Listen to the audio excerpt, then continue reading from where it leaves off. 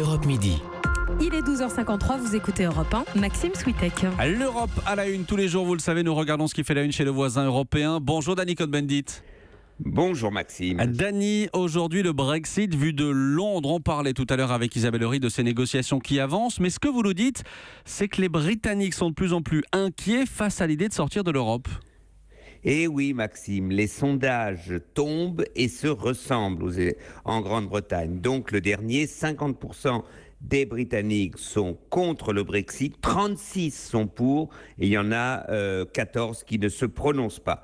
Donc vous voyez qu'aujourd'hui l'inquiétude est grande parce que la note est salée. Les Anglais croyaient qu'en sortant de l'Europe, ils gagneraient de l'argent. Eh bien non, la note va être très salée, trop salée, et c'est pour ça que l'enthousiasme pour le Brexit est en train de tomber sous zéro. C'est-à-dire que l'hiver va être dur. Et ces craintes, cet hiver rude, évidemment, il n'arrange pas les affaires de Theresa May.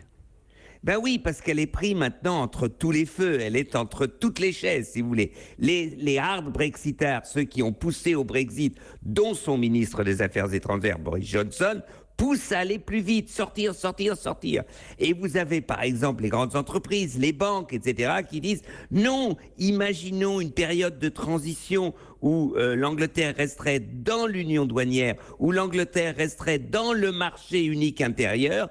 Eh bien, cette transition ne serait pas 2 ans, mais 3 ans, 4 ans, 5 ans. Bref, aujourd'hui, Theresa May ne peut pas satisfaire tout le monde. Ouais. Elle ne peut pas satisfaire tout le monde et c'est ça un grand problème pour elle. Alors Dany, j'entends tout ce que vous dites, mais c'est trop tard. Le Brexit aura lieu.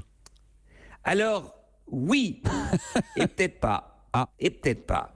Ben oui, parce qu'il y a toujours cette possibilité. Vous savez, à un moment, il va y avoir donc les négociations, vraisemblablement ça va commencer, alors que je ne sais toujours pas comment ils vont résoudre le problème, par exemple, de la Cour de justice européenne, qui doit chapeauter le tout, ce que ne veulent pas les Anglais. Mais bref, imaginons, ils ont trouvé, dans les négociations, ça devient de plus en plus cher, ça devient de plus en plus difficile, et peut-être que le Parlement britannique se réveille et qu'il retrouve une majorité pour dire, eh bien, dans ces cas-là, nous proposons un nouveau référendum.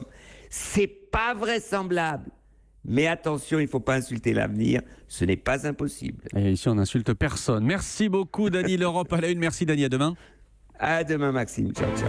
Il est 1h moins 5. Vous écoutez Europe 1 et Europe Midi se poursuit dans un instant avec vous, Maxime Switek.